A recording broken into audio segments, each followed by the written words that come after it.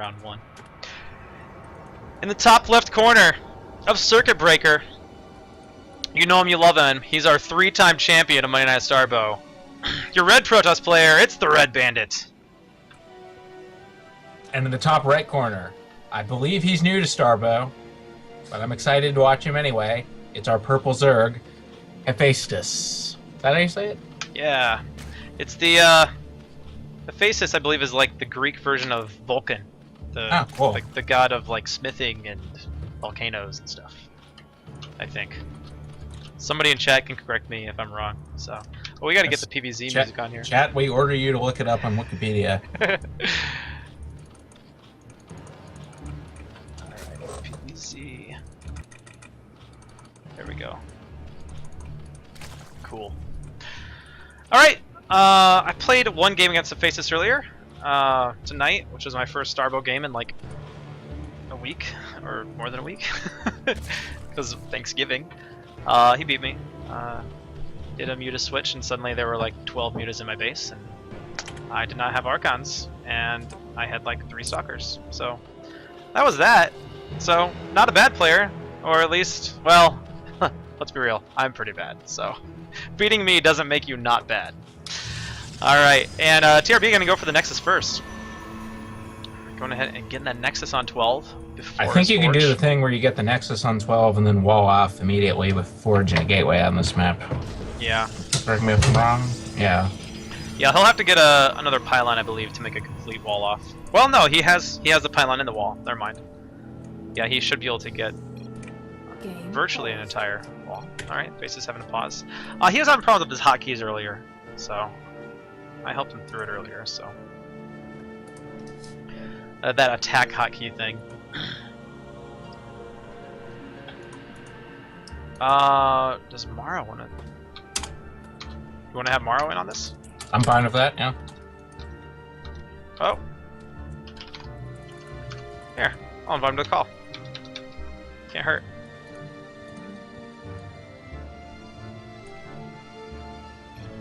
I'm not sure if I have him as a.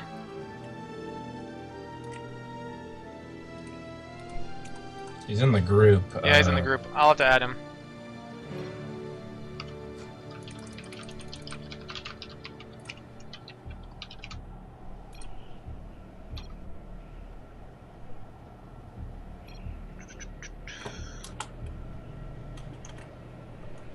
Game resumed. Alright, will you commentate while I add him to the call? How's that sound?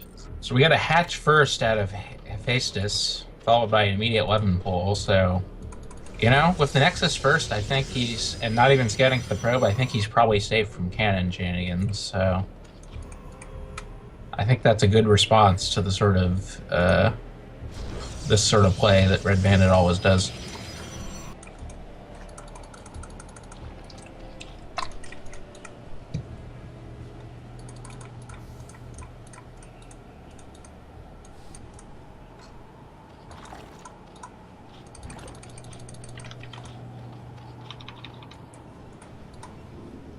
Quick gas coming out from the bandit. I assume that's to get chrono boost up earlier, because recently there was a change where the Starbow devs made all the chrono boosts and queens and stuff cost 50 gas, so you have to get the gas a little earlier if you want those fast.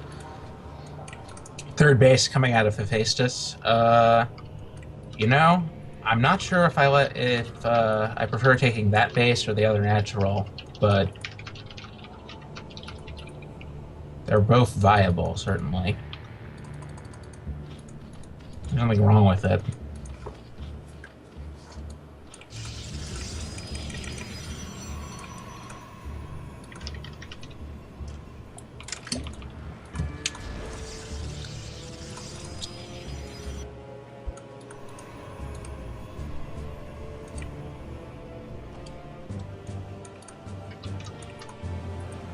Oh, and the Red Bandit's gonna see everything. He's right where the third goes down. And has a Zealot going into the natural. Yep. MorroW, are you there? Yeah, can you hear me? Yep, we can hear you. Alright, awesome. Well, welcome to the cast. You're an official Okay, caster now. Look at that. Oh shit. All right. Has Zawk got any kills yet? Nope, not yet. Can get one Zergling, so a little annoying. He's forcing quite a few Zerglings, but wasn't able to get any drones, so a little sad for the Red Bandit. He is going to be completely safe, but Yeah. man, that's annoying. Yeah, having that full wall up like that. This is something that the Red Bandit does pretty frequently when he's playing PvZ. Does get that full wall off. Allows him to go Nexus first, and then he just knocks down that pylon, and he's totally fine. So. And here's that signature Red Bandit. He gets the Stargate at the same and the Twilight Council right afterwards to get Zealot speed. Yep. So we'll see quite a few Corsairs on their way. Is working on both of his Kadarin Citadels right now to start getting that Chrono boost out. So, MorroW, have you played around with either of these races too much in Starbow, or have you mostly just been playing Terran? Mostly Terran, yes. But I have played some, like maybe one game with each of these races. Okay. So I'm pretty sure how they work. I mean, the game is really similar to Brood War, so. Yeah. I just play like Brood War, and I think it's fine. Yeah. Most players do pretty much do essentially Brood War builds, or approximations of Brood War builds. Things are obviously a little bit different with the macro mechanics and some of the different units, but we do see some players embrace the the new units and try to make some cool strategies out of them. So still a lot to be discovered in Starbow, because so many players do just kind of play it like Brood War when there are definitely some other options out there. So, all right, and Red Bandit getting quite a few Overlords now. Has he killed 3 or 4 Overlords? A lot. 1 kill on one of them, 2 on another. He's got 3 Overlords so far. That'll be a 4th one. Does keep all the Corsairs alive. Doesn't lose any to the Hydralisks. So, definitely paid for themselves so far. And no defense here with these 4 Overlords here, the 3rd. So, but Red Bandit's just gonna... Okay, now he's gonna go back and try to get these guys. Oh man, this could supply block him really... Well, actually, he's built a lot of Overlords. This actually won't supply block him. But it's still so many resources lost. So, 925 to 100. So, heavily favoring the Red Bandit right now, so...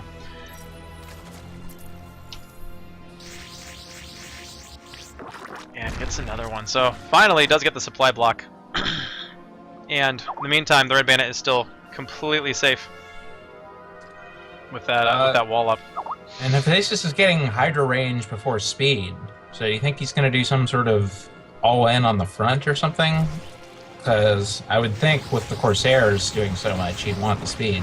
Yeah, normally you would want to get that speed first to allow those Hydras to defend better. It could be something, or it could just be a lack of experience. I know that he is a relatively new player, so gonna go ahead and get the Spire now. If he's getting that Spire now, he's gonna have to... There might be critical mass with Corsairs up before he can get any Scourge out. Once you have 7 Corsairs and +1, although it doesn't look like the Red Bandit is getting attack upgrades, so he will need a few more Corsairs. So it's possible he could get some good Scourge hits off. He's gonna look this base now, I think. This is the other reason you want speed on the Hydras, because this is going to take forever to defend. Yeah. Speed, yeah, generally upgrade you're going to want to get first. Could be that he was just going for a build where he was going to try to, put on some quick aggression and just didn't adjust it to that Corsair aggression. So, although if you look at it, Hephaestus does have still pretty even on workers, but man, these Corsairs are getting so much work done. Wow. And Hephaestus just, is not phased. Gonna get a 4th. His 4th hatchery finishes. If you're not used to dealing with Corsairs, like you didn't play Brood War, or don't have experience dealing with it in Starbow, it can be really difficult. Yeah.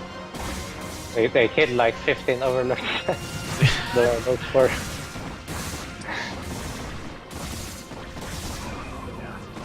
Or even more. Oh wow. Oh no. Yeah.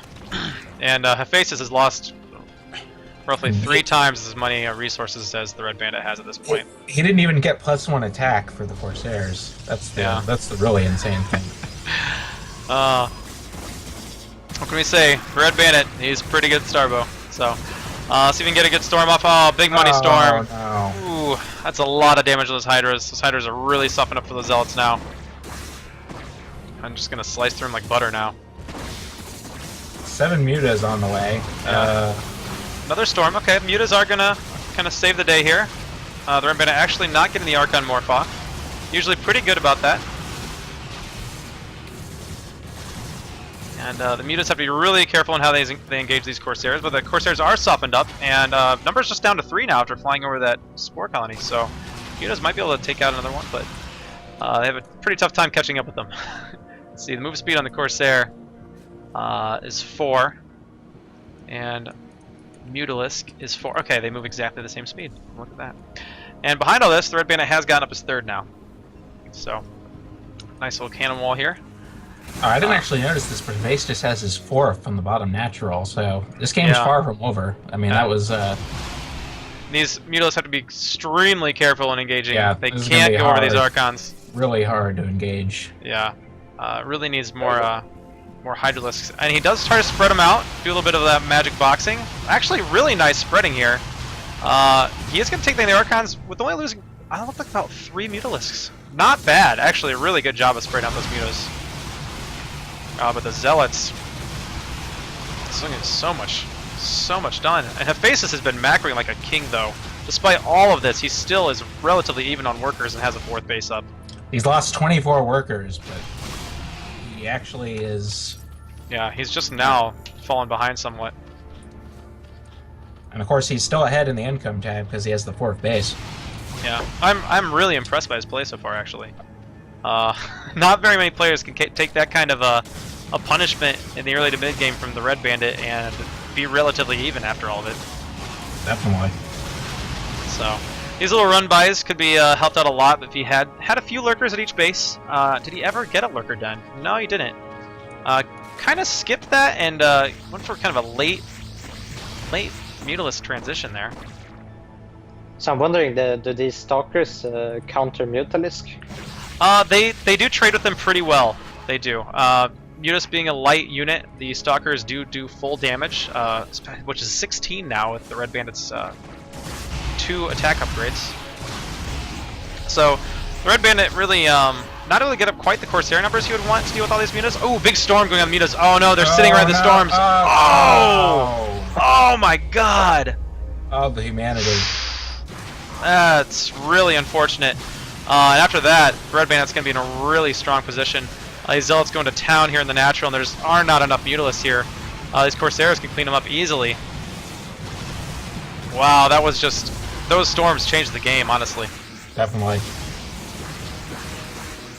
You had to have lost about 12 Mutalisks there. And there's the G from Hephaestus. Wow. Action-packed game. What a sick game. He was just attacking everywhere all game long. Yeah. With the Zealots. Non-stop aggression. So the Red Bandit takes game number 1.